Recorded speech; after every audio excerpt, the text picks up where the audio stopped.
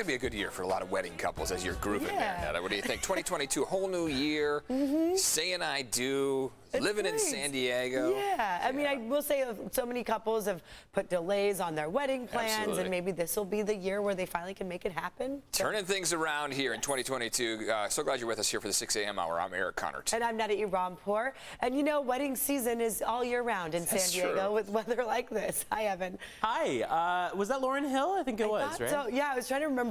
Love Lauryn Hill. So good. Great album. Good morning, everyone. Yes, it is, you know, I always forget that people like consistently come here to vacation because we live here. But if you're here to vacation, it is another great weekend to be out there. Very mild in terms of your temperatures out there. Partly cloudy to mostly cloudy skies. Maybe a few more clouds than you're used to in San Diego. And we even ran into a really, really light drizzle out there last night. But we're going to stay mainly dry for the day today, only looking at about a 10% shot at wet weather. Upper 50s for the most part, and by the afternoon, we're looking at upper 60s and low 70s with partly cloudy skies out there. As far as traffic goes, very, very light on the roads out there. Looks like there is one crash on the right-hand shoulder at the exit 7 there. That's on H Street on the 805 northbound in the Chula Vista area. Besides that, though, no slowing as far as the volume goes on there. Back to you. Evan, thank you. And today marks another major turning point in the sanitation strike that's now been going on for nearly a month. The city of Chula Vista will hold a special meeting to now formally declare a state of public health emergency. CBS 8's Chris Groh is live in Chula Vista now with a closer look at this. Good morning, Chris. Good morning, and this is being done because of the health and safety hazards caused by so much trash piling up. And if you look behind us here again, you can see those replacement crews, those blue crews that do get delayed here by the workers on strike. That is part of the strike, but you can see the line of them trying to get out here. They haven't been able to get the job done during this strike. That's why that trash is piling up. That's why this public health safety declaration has been made, essentially, to try to get that trash picked up in the midst of this strike. So let's tell you why this does indeed need to happen. This health emergency needs to be declared to give the city the ability to do whatever it can to pick up the trash because under their current contract with Republic Services, that can't happen unless a self-help clause is triggered. In this case, the declaration does that, so now the city can join the blue crew to essentially try to help pick up the pieces here during this strike. Now, this comes almost a month into the sanitation strike. Those city crews are going to be going around Chula Vista again, trying to make sure that they can get to the trash, but also mostly those that are at those multi-family housing apartment complex. That's going to be the highest priorities because that trash tends to build up, those dumpsters. It's hard for individual tenants there to go ahead and deliver that trash to the landfills or do some of the other replacement ideas that they've been talking about. But you talk to the guys who are on strike here and the men and women that have been out here, and they will say, hey, look, the job will get done if Republic Services meets our demands. Definitely, 100%. We're ready to go back and do what we love and do what we do best. But most importantly, we're ready to go out there and clean up the city, clean up the mess that Republic Services has caused.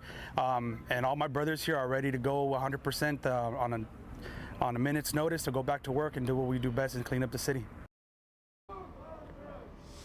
And there has also been a GoFundMe established. This is a strike that's been going on for a month, and a lot of these men and women, these sanitation workers, need help paying bills, groceries, rent, etc. And so if that is something that you're interested in helping them out with, you can go to our website, cbs8.com, click on that help button for that GoFundMe link. Eric and Netta.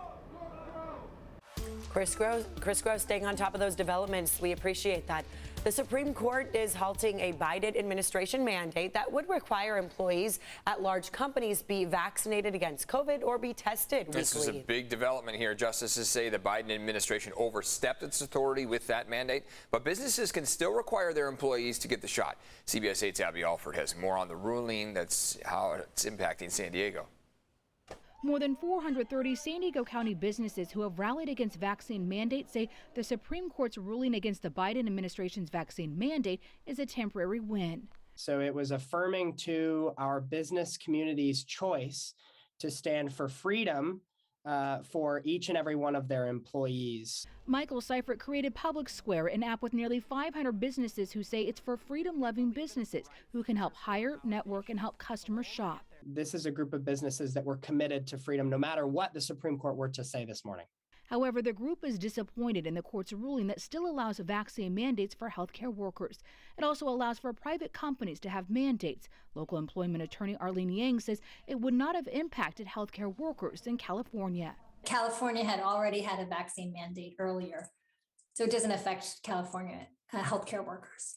And this does not apply to public employees such as San Diego police officers and firefighters. The mandates that are currently in place are still in place as it applies to public employees with agencies that have them. Jim Cunningham represents the San Diego Firefighters Union and county employees. I can tell Mayor Todd Gloria, Supervisor Nathan Fletcher, and Governor Newsom that their mandates that are in place are still legal and still enforceable. In reaction to the ruling, a county spokesperson sent this statement to CBS News 8. In part, it says county public health continues to strongly recommend that everyone eligible get vaccinated and boosted to protect themselves and others. Now, the ruling is not final. It's just put on pause until the lower courts can decide. Businesses against the vaccine mandate say they will continue to fight. We expand. We really take this message in stride. Abby Alford reporting there. The Supreme Court's ruling does not apply to school districts implementing vaccine mandates. And as Abby mentioned there, the Supreme Court upheld the COVID vaccine mandate for healthcare workers. This is for those who work in facilities that receive federal funding through Medicare and Medicaid. But a similar mandate is already in effect in California. Health workers in the state must have their shots, including a booster, by February 1st. This morning, there are calls to bring back state-supported COVID sick leave. I don't have the luxury of just not going to work and not getting paid. Bills got to get paid. That's the same case for a lot of you, right? Last year, California required businesses with more than 25 employees to pay for some COVID sick time, but that supplemental leave ended in September.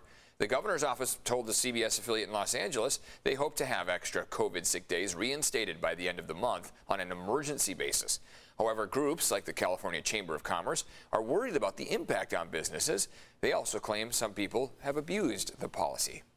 President Biden is vowing to give high-quality masks to Americans for free. He says the U.S. has more than tripled the national stockpile of N95 masks. More details on where to get the masks could come next week. The president also says his administration is doubling its purchase of at-home rapid tests to now $1 billion.